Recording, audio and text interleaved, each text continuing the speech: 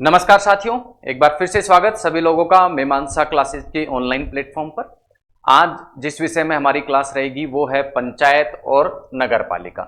जैसा हमने पिछली क्लास में देखा था, पंचायतों के बारे में हमारे संविधान के भाग 9 में व्यवस्था की गई है, जबकि नगर पालिकाओं के बारे में हमारे संविधान के भाग 9A में विस्तृत विवरण जो है वो प्रदान किया गया है। पिछली क्लास में हम पंचायत और नगर पालिकाओं संबंधी कुछ प्रावधानों की बात कर चुके हैं, जैसे पंचायत और नगर पालिका का गठन किस प्रकार से किया जाएगा, पंचायत और नगर पालिकाओं की संरचना किस प्रकार की होगी, उसमें मनोनीत सदस्य, पदेन सदस्य और निर्वाचित सदस्य किस किस प्रकार के होंगे, और जो निर्वाचित सदस्यों का चुनाव किया जाएगा उसकी प्रणाली क्या होगी, और चुनाव लड़ने के लिए किसी व्यक्ति की नगर पालिका और पंचायत के संदर्भ में क्या क्या निर्योग्यताएं होंगी, अयोग्यताएं होंगी, उन सभी के बारे में हम पिछली क्लास में चर्चा कर चुके हैं। आज की क्लास में जिन बिंदुओं पर हम विशेष रूप से नगर पालिका और पंचायत के विषय में चर्चा करने वाले हैं वो है नगर पालिका और पंचायतों को प्राप्त शक्तियां, दूसरा राज्य वित्त आयोग की क्या क्या शक्तियां पंचायत और नगर पालिका के संदर्भ में है, उसके अलावा पंचायत और नगर पालिकाओं की ऑडिट किस प्रकार से की जाती है, और राज्य निर्वाचन आयोग का पंचायत और नगर पालिकाओं के चुनाव में किस प्रकार का रोल है, किस प्रकार की भूमिका है, इन सभी बिंदुओं पर हम आज की क्लास में चर्चा करेंगे। जैसा पिछली क्लास में हमने किया था और इससे पहले भी जो हमारी स्टडी की अप्रोच रही है, हमारे जो अध्ययन और अध्यापन की अप्रोच रही है, उसमें हमने प्रयास किया था कि चीज़ों को तुलनात्मक रूप से पढ़ा जाए। तो आज की क्लास में भी उसी पैटर्न को हम फॉलो करेंगे। एक तरफ हम बात करेंगे पंचायत की और उसी के समानांतर हम बात करेंगे नगर पालिकाओं की। आइए क्लास को प्रारंभ करते हैं। सबसे पहले हम बात करेंगे पंचायतों को प्राप्त और नगर पालिकाओं को कौन कौन से अधिकार शक्तियां प्राप्त होती हैं और क्या इनके उत्तरदायित्व होते हैं, इसके विषय में बात करते हैं। तो पंचायत और नगर पालिका दोनों को ही कुछ शक्ति, कुछ प्राधिकार और कुछ उत्तरदायित्व हमारे संविधान के द्वारा प्रदान किए गए हैं। इस संबंध में हमारे संविधान में स्पष्ट रूप से लिखा गया है कि शक्तियां प्रदान की जाएंगी पंचायत और नगर पालिकाओं को, उसके लिए विधानमंडल को क्या करना पड़ेगा, विधि बनानी पड़ेगी। क्या बनानी पड़ेगी? विधि बनानी पड़ेगी या एक्ट बनाना पड़ेगा, यानी अधिनियम या एक्ट बनाकर राज्य की सरकार यानी कि विधानमंडल, कानून बनाने का कार्य राज्य सरकार के संदर्भ में कौन करता है? विधानमंडल। तो विधानमंडल एक कानून बनाएगा, एक एक्ट बनाएगा और उसमें लिखा जाएगा कि किस किस प्रकार की शक्तियां तो पंचायतों को और किस किस प्रकार की जो शक्तियां हैं वो किसको प्रदान की जाएंगी? नगर पालिकाओं को प्रदान की जाएंगी। तो सबसे पहली चीज तो क्या हो गई? शक्तियां प्रदान करने के लिए विधानमंडल को क्या बनाना पड़ेगा? कानून बनाना पड़ेगा। और ये कानून बनाकर कौन किस किस प्रकार की शक्तियां विधानमंडल नगर पालिकाओं और पंचायतों को प्रदान कर सकता है, इसके बारे में स्पष्ट रूप से संविधान में लिख दिया गया है। क्या लिखा गया है कि विधानमंडल कानून बनाकर पंचायतों को और नगर पालिकाओं को कौन कौन सी शक्तियां दे सकता है? पहला तो आर्थिक विकास और सामाजिक न्याय के संदर्भ में कोई योजना बनानी है। पंचायत या नगर पालिका के क्षेत्र में आर्थिक विकास से संबंधित या सामाजिक न्याय प्रदान करने से संबंधित कोई भी योजना अगर बनानी है तो उस योजना को जो तैयार करने का कार्य है उसकी शक्ति विधानमंडल किसको प्रदान कर सकता है? पंचायतों को भी प्रदान कर सकता है, नगर पालिकाओं को भी प्रदान कर सकता है। तो शक्ति प्रदान किस संदर्भ में प्रदान की जा सकती है? आर्थिक विकास, सामाजिक न्याय। लेकिन कैसे? विधानमंडल द्वारा विधि बनाकर या एक्ट बनाकर। दूसरी शक्ति, जो सामाजिक न्याय और आर्थिक विकास से संबंधित योजनाएं हैं उन योजनाओं को क्रियान्वयन करने की जो शक्ति है वो भी विधानमंडल कानून बनाकर किसको दे सकता है? पंचायतों को और नगर पालिकाओं को अपने अपने क्षेत्र के लिए दे सकता है। इसी प्रकार 11वीं अनुसूची जो कि ग्रामीण स्वशासन या पंचायती राज प्रावधान इसमें दिए गए हैं, उनसे संबंधित 11वीं अनुसूची में जो जो विषय दिए गए हैं उन विषयों से संबंधित कोई योजना है, कोई स्कीम है, उसके क्रियान्वयन, उसके एग्जीक्यूशन की जो शक्ति है वो भी विधानमंडल किसको दे सकता है? पंचायतों को और नगर पालिकाओं को अपने अपने क्षेत्र के लिए दे सकता है। तो ये 3 प्रकार के कार्य हमारे संविधान में बताए गए हैं कि इन 3 प्रकार के कार्यों को विधानमंडल कानून बनाकर किसको दे सकता है? पंचायतों को या नगर पालिकाओं को दे सकता है। इसके अतिरिक्त एक अलग से कार्य नगर पालिकाओं के संदर्भ में बताया गया है और ये क्या बताया गया है कि विधानमंडल क्या कर सकता है? कानून बनाकर या विधि बनाकर वार्ड समिति को भी कुछ शक्तियां प्रदान कर सकता है। वार्ड समिति क्या होती है, इसको पिछली क्लास में हमने समझा था। ऐसे कस्बे जहां की जनसंख्या 3 लाख से अधिक होती है वहां पर वार्ड समिति का गठन किया जाता है, और इस वार्ड समिति को भी विधानमंडल क्या कर सकता है, कानून बनाकर, विधानमंडल विधि बनाकर या कानून बनाकर क्या कर सकता है, 12वीं अनुसूची के जो विषय हैं उनसे संबंधित जो स्कीम है उनके क्रियान्वयन की जिम्मेदारी या शक्ति प्रदान कर सकता है। तो ये तो बात हुई किसकी, पंचायतों की और नगरपालिकाओं की शक्तियों के बारे में। अब पंचायत और नगरपालिका, पंचायत शब्द का जो परिभाषा है वो हमने पिछली क्लास में समझी थी। तो पंचायत के अंतर्गत क्या क्या आता है, ग्राम पंचायत, मध्यवर्ती पंचायत और जिला पंचायत। इसी तरह नगरपालिका शब्द है उसके अंतर्गत क्या क्या समाहित है, नगर निगम, नगर परिषद और नगरपालिका, तीनों समाहित है। तो इन सभी के बारे में हमने बात करी। यानी पंचायत को शक्ति प्रदान करने का तात्पर्य क्या है, ग्राम पंचायत को, मध्यवर्ती पंचायत को और जिला पंचायत को प्राप्त शक्तियां। और नगरपालिका को शक्ति प्रदान करने का तात्पर्य क्या है, नगरपालिका, नगर परिषद और नगर निगम को प्राप्त शक्तियां। इसके अतिरिक्त ग्राम सभा को भी कुछ शक्तियां प्रदान करने की बात हमारे संविधान में की गई है। और ग्राम सभा को किस प्रकार की शक्तियां प्रदान करने की बात कही गई है हमारे संविधान में, कि ग्राम सभा को ग्राम स्तर पर, गांव के स्तर पर, देखिए ग्राम पंचायत और ग्राम में कुछ अंतर होता है। ग्राम पंचायत में एक से ज्यादा गांव शामिल हो सकते हैं, एक से ज्यादा गांव शामिल हो सकते हैं। तो गांव के स्तर पर क्या होती है, ग्राम सभा। इस ग्राम सभा को भी गांव के स्तर पर क्या की जा सकती हैं, कुछ शक्तियां प्रदान की जा सकती हैं, लेकिन वो शक्तियां प्रदान करने के लिए भी विधानमंडल को क्या बनाना पड़ेगा, विधानमंडल को एक विधि या कानून या एक्ट बनाना पड़ेगा। तो ग्राम सभा को भी कुछ शक्तियां प्रदान की जा सकती हैं, ऐसा हमारे संविधान के अंतर्गत व्यवस्था की गई है। अब बात करते हैं कर लगाने की शक्तियों के बारे में। तो कर लगाने की किस किस प्रकार की शक्तियां पंचायतों को और नगर पालिकाओं को प्राप्त हैं। तो इसके लिए भी स्पष्ट रूप से हमारे संविधान में कहा गया है कि कौन कौन से कर लगाने की शक्ति दी जाएगी, इसका निर्धारण कौन करेगा, विधानमंडल करेगा।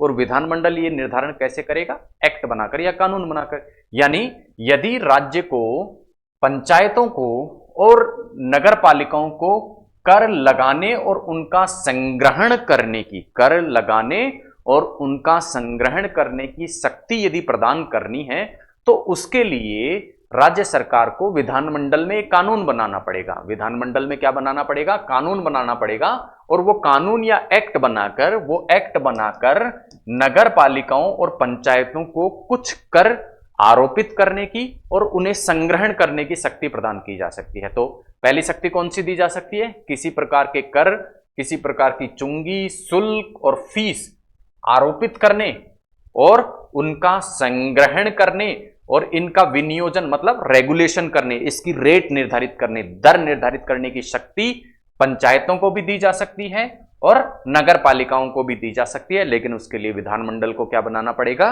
कानून बनाना पड़ेगा, एक्ट बनाना पड़ेगा। दूसरा, एक्ट बनाकर और क्या शक्ति दे सकती है राज्य सरकार, किसको, पंचायतों को और नगर पालिकाओं को करों के संदर्भ में, टैक्सेस के संदर्भ में क्या शक्ति दे सकती है, जो कर राज्य सरकार द्वारा लगाए जाते हैं, राज्य सरकार द्वारा आरोपित और राज्य सरकार द्वारा ही क्या किए जाते हैं, संग्रहित किए जाते हैं।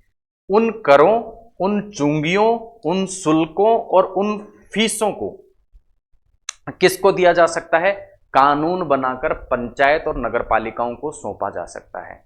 यानी पहली चीज क्या की जा सकती है, नगर पालिकाओं और पंचायतों को सीधे ही कुछ कर लगाने और उनका संग्रहण करने के अधिकार दिया जा सकता है।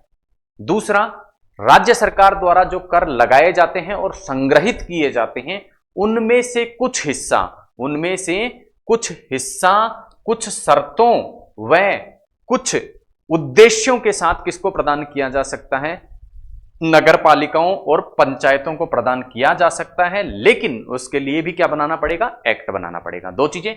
तीसरी चीज, राज्य की जो संचित निधि होती है, राज्य की जो संचित निधि होती है, उस संचित निधि से पंचायतों और साथ में किसको, नगर पालिकाओं को क्या दिया जा सकता है, सहायता अनुदान दिया जा सकता है। तीन चीज। चौथी चीज क्या, पंचायतों द्वारा जो धन प्राप्त होता है, ठीक है, उस धन के लिए एक अलग से निधि क्या क्या किया जा सकता है, गठन। जैसे राज्य सरकार को प्राप्त जो धन होता है उसके लिए संचित निधि का प्रावधान हमारे संविधान में है। इसी प्रकार राज्य का विधानमंडल पंचायतों को करों के रूप में, शुल्क के रूप में, फीस के रूप में जो पैसा प्राप्त होता है उस पैसे के लिए अलग से एक निधि का क्या किया जा सकता है, एक अलग से निधि का क्या किया जा सकता है, गठन किया जा सकता है। ये शक्ति भी किसको दे सकता है, विधानमंडल विधि बनाकर पंचायत और नगर पालिकाओं को दे सकता है। यानी पंचायत और नगर पालिका अपने लिए अलग से एक निधि का गठन भी कर सकती हैं। तो इस प्रकार से करों संबंधित कुछ शक्तियां पंचायत और नगर पालिकाओं को दी जा सकती हैं, लेकिन उसके लिए शर्त क्या है, वो विधानमंडल द्वारा दी जाएंगी कानून बनाकर। फिर से एक बार देख लेते हैं कि पंचायत और नगर पालिकाओं को कर लगाने और कर संग्रहित करने की शक्ति प्रदान की जा सकती है, लेकिन उसके लिए क्या करना पड़ेगा, विधानमंडल कानून बनाएगा और कानून बनाकर कुछ कर लगाने और कुछ कर संग्रहित करने की शक्ति किसको दी जा सकती है, पंचायत और नगर पालिकाओं को दी जा सकती है। इसके अलावा राज्य सरकार द्वारा जो कर संग्रहित किए जाते हैं और राज्य सरकार द्वारा ही वो आरोपित किए जाते हैं, उन करों में से कुछ हिस्सा भी किसको दिया जा सकता है, पंचायतों को दिया जा सकता है। इस प्रकार का कानून भी बनाया जा सकता है राज्य के विधानमंडल द्वारा। इसके अतिरिक्त राज्य की संचित निधि से सहायता अनुदान की राशि भी किसको दी जा सकती है, पंचायत और नगर पालिका को दी जा सकती है। तो ये थी कर लगाने की शक्ति पंचायत और नगर पालिकाओं की। अब हम बात करेंगे राज्य के वित्त आयोग के बारे में कि राज्य के वित्त आयोग जो है उसका गठन किस प्रकार से किया जाता है, क्या उसकी शक्तियां होती हैं और क्या उसके गठन का उद्देश्य होता है। तो इस बारे में हमारा जो संविधान है उसमें आर्टिकल 243 में स्पष्ट व्यवस्था की गई है और आर्टिकल 243 के अंतर्गत क्या क्या बताया गया है। एक तो राज्य के वित्त आयोग का गठन किस प्रकार होगा उसके बारे में बात की गई है, वित्त आयोग की संरचना, शक्ति और सदस्यों की संख्या क्या होगी उसके बारे में बात की गई है, वित्त आयोग की सिफारिश किसे सौंपी जाएगी इसके बारे में बात की गई है। इसके अलावा वित्त आयोग के जो कार्य होंगे वो क्या क्या होंगे, इन सभी के बारे में क्या करी गई है, हमारे संविधान में बात की गई है। इसके अतिरिक्त 243 में भी राज्य वित्त आयोग के संदर्भ में बात की गई है। तो राज्य का जो वित्त आयोग है उसके संदर्भ में दो अनुच्छेदों में बात की गई है, एक तो 243 में और एक 243 में। आइए देखते हैं किस किस प्रकार की बातें इन अनुच्छेदों में कही गई है। सबसे पहले हम बात करेंगे राज्य वित्त आयोग का जो गठन है और संरचना है उसके बारे में किस में बताया गया है, आर्टिकल 243 में बताया गया है। पहली चीज क्या बताई गई है कि गठन किस प्रकार होगा। तो गठन के लिए क्या कहा गया है कि राज्य में वित्त आयोग का जो गठन है वो राज्यपाल द्वारा किया जाएगा। किसके द्वारा किया जाएगा, राज्यपाल द्वारा किया जाएगा। और कब किया जाएगा, प्रत्येक 5 वर्ष में किया जाएगा। यानी हर 5 वर्ष में राज्य में वित्त आयोग का गठन किया जाएगा, प्रत्येक राज्य में के लिए कि ये बात कही गई है संविधान में कि प्रत्येक राज्य में वहां का राज्यपाल हर 5 वर्ष में क्या करेगा, वित्त आयोग का गठन करेगा। अच्छा, अब इस वित्त आयोग का गठन हो गया, अब इस आयोग की संरचना क्या होगी, इस आयोग की शक्तियां क्या होंगी और इसमें सदस्यों की जो सदस्यों की योग्यता है वो क्या होगी, इसका अधिकार हमारे संविधान ने किसको दे दिया, संबंधित राज्य के विधानमंडल को दे दिया। यानी राज्य के वित्त आयोग की, राज्य के जो वित्त आयोग है उसकी संरचना किस प्रकार की होगी, यानी उसमें कितने सदस्य होंगे, ठीक है, उसकी शक्ति क्या क्या होगी और जो सदस्य हैं उनकी योग्यता क्या होगी, इन सब का निर्धारण संविधान में नहीं किया गया। ये शक्ति संविधान द्वारा किसको सौंप दी गई, राज्य के विधानमंडल को सौंप दी गई कि इस संबंध में राज्य का विधानमंडल क्या बनाएगा, एक एक्ट बनाएगा या कानून बनाएगा और उस एक्ट या कानून में इस प्रकार की व्यवस्थाएं की जाएंगी कि राज्य वित्त आयोग की शक्तियां क्या होंगी, उसकी सदस्यों की जो योग्यताएं होंगी वो क्या होंगी और उसकी संरचना क्या होंगी। अब राज्य वित्त आयोग क्या करता है, अपनी सिफारिशें देता है। किस संदर्भ में सिफारिशें देता है कि पंचायत और नगर पालिकाओं की जो वित्तीय स्थिति है उसको मजबूत कैसे किया जाए, उसके संदर्भ में क्या देता है, वित्त आयोग सिफारिश देता है। वित्त आयोग क्या देता है, सिफारिश देता है। अब ये सिफारिश जो वित्त आयोग द्वारा दी जाती है वो संबंधित राज्य के राज्यपाल को दी जाती है। यानी प्रत्येक राज्य का वित्त आयोग उस राज्य के राज्यपाल को क्या देगा, अपनी सिफारिशें देगा और उन सिफारिशों पर की गई कार्यवाही सहित राज्यपाल उसे कहां रखवाएगा, विधानमंडल में रखवाएगा। यानी वित्त आयोग अपनी सिफारिशें किसको देगा, फाइनेंस कमीशन अपनी सिफारिशें किसको देगा, राज्यपाल को देगा। और राज्यपाल क्या करेगा, राज्यपाल उन सिफारिशों पर क्या कार्यवाही की गई, यानी वित्त आयोग तो सिफारिश देगा और राज्य सरकार ने उस पर क्या कार्यवाही की है, उस कार्यवाही सहित इस चीज को कहां रखवाया जाएगा, इन सिफारिशों को विधानमंडल के समक्ष रखवाया जाएगा। किसके द्वारा? राज्यपाल के द्वारा। यह बात हुई आयोग की सिफारिशों के संदर्भ में। अब बात करते हैं आयोग के कार्यों के संदर्भ में कि राज्य के वित्त आयोग जो है, उस वित्त आयोग का आखिर कार्य जो है वो क्या क्या होगा। तो कार्य होगा राज्यपाल को कुछ सिफारिशें देना, जैसा हमने पिछली पॉइंट में देखा कि राज्य का वित्त आयोग राज्य के राज्यपाल को कुछ सिफारिशें देगा। अब किन किन बातों के लिए सिफारिशें देगा, उसमें से पहली बात है कि जो पंचायतें हैं और नगर पालिकाएं हैं, उन पंचायत और नगर पालिकाओं को कौन कौन से शुल्क कौन कौन से कर लगाने और उनका संग्रहण करने का अधिकार दिया जाए। यानी वित्त आयोग, राज्य का वित्त आयोग अपनी सिफारिशों में यह बताएगा कि कौन कौन से प्रकार के कर, कौन कौन से प्रकार की चुंगी और शुल्क किसको प्रदान कर दिया जाए, पंचायतों को प्रदान कर दिया जाए। साथ ही साथ राज्य सरकार के द्वारा जो कर संग्रहित किए जाते हैं उनमें से पंचायत और नगर पालिकाओं को कितना हिस्सा दिया जाए, वो तरीका भी राज्य का जो वित्त आयोग है वो अपनी सिफारिशों में बताएगा। यानी एक तो ये बताएगा कि कौन कौन से कर लगाने और संग्रहण करने की शक्ति तो पंचायत और नगर पालिकाओं को प्राप्त होनी चाहिए। दूसरा ये बताएगा कि राज्य सरकार द्वारा यदि कोई कर लगाया जाता है तो उसमें से पंचायत और नगर पालिकाओं का हिस्सा कितना होगा, इस संबंध में सिफारिश देगा। साथ ही साथ राज्य की जो संचित निधि है उससे पंचायतों को सहायता किस प्रकार प्रदान की जाए, नगर पालिकाओं को सहायता किस प्रकार प्रदान की जाए, ये सिफारिश भी राज्य का वित्त आयोग देता है। इसके अतिरिक्त कुछ अन्य कार्यों के बारे में भी वो सिफारिश दे सकता है। अब वो अन्य कार्य कौन से होंगे? अन्य कार्य जो राज्यपाल उसे सौंपे, यानी राज्यपाल कुछ और बातें भी उसे कह सकता है कि आप इस बारे में भी सिफारिश दो कि जो है राज्य की जो पंचायतें और नगर पालिकाएं हैं उनकी वित्तीय स्थिति कैसे मजबूत की जाए। यानी राज्य की पंचायत और नगर पालिकाओं की वित्तीय स्थिति को मजबूत करने के लिए ये जो बातें हमने देखी हैं, इनके अलावा अन्य बात पर भी सिफारिश राज्यपाल वित्त आयोग से मांग सकता है। तो ये थे वित्त आयोग की सिफारिशें। अब जैसा हमने देखा था कि राज्य के वित्त आयोग के बारे में हमारे संविधान में दो आर्टिकल्स में बात की गई है। एक तो आर्टिकल 243I और दूसरा अनुच्छेद है आर्टिकल 243Y। दोनों में क्या अंतर है? आर्टिकल 243I में भी राज्य वित्त आयोग की बात की गई है और 243Y में भी राज्य वित्त आयोग के बारे में बात की गई है।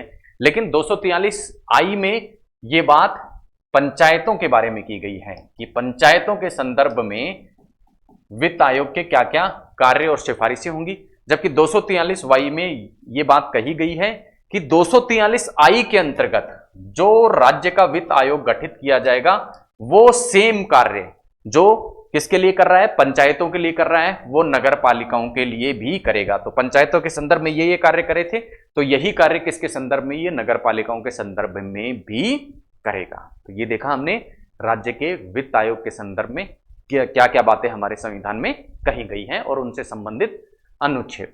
अब बात करेंगे नगर पालिका और पंचायतों के जो लेखे होते हैं, अकाउंट्स होते हैं, उनकी ऑडिट के बारे में क्या व्यवस्था हमारे संविधान में की गई। तो संविधान में स्पष्ट कहा गया है कि चाहे पंचायत हो चाहे नगर पालिका हो, पंचायत और नगर पालिका के जितने भी अकाउंट्स हैं, जितने भी लेखे हैं, उनके ऑडिट किस प्रकार से किया जाएगा, इसका निर्धारण कौन करेगा? संबंधित राज्य का विधानमंडल एक्ट बनाकर या कानून बनाकर निर्धारित करेगा। एक्ट बनाकर या कानून बनाकर क्या करेगा? निर्धारित करेगा कि नगर पालिका और पंचायत जो है उनके अकाउंट्स या लेखों का जो ऑडिट है वो किस प्रकार से करेगा और कौन सी संस्था ये ऑडिट करेगी। इन सब की शक्ति किस पे छोड़ी गई है? राज्य के विधानमंडल पर छोड़ी गई है हमारे संविधान के अंतर्गत। अब बात करते हैं राज्य निर्वाचन आयोग के बारे में। राज्य निर्वाचन आयोग के बारे में जैसा हमने देखा था राज्य वित्त आयोग के बारे में, वहां भी दो आर्टिकल्स में राज्य वित्त आयोग की बात की गई थी। इसी तरह राज्य के निर्वाचन आयोग के संदर्भ में भी हमारे संविधान में दो अनुच्छेदों में बात की गई है। एक तो आर्टिकल 243K में और उसके अतिरिक्त नगर पालिकाओं के संदर्भ में भी 243K का संदर्भ लेते हुए ही बात की गई है। आइए देखते हैं किस किस प्रकार की बातें कही गई है। आर्टिकल 243 के में सबसे पहले आर्टिकल 243 के में क्या बताया गया है कि राज्य में जो पंचायत और नगर पालिका के चुनाव होंगे उन चुनावों के निर्वाचन नामावली तैयार करने, उनका अधीक्षण करने, उनका निर्देशन करने और उनका नियंत्रण, यानी पूरे चुनाव का जो प्रक्रिया है उसको करने के लिए एक राज्य निर्वाचन आयोग होगा। आर्टिकल 243 के में यह बताया गया है कि पंचायत और नगर पालिकाओं के जो चुनाव होंगे उन पंचायत और नगर पालिकाओं के चुनाव के लिए राज्य में एक राज्य निर्वाचन आयोग होगा, जो कि इन चुनावों का क्या करेगा, अधीक्षण करेगा, निर्देशन करेगा और नियंत्रण करेगा। अब साथ ही साथ यह भी बताया गया है कि जो राज्य निर्वाचन आयोग होगा उसकी संरचना किस प्रकार की होगी। तो इसमें क्या कहा गया है कि राज्य के निर्वाचन आयोग में एक निर्वाचन आयुक्त होगा। क्या होगा? एक निर्वाचन आयुक्त होगा।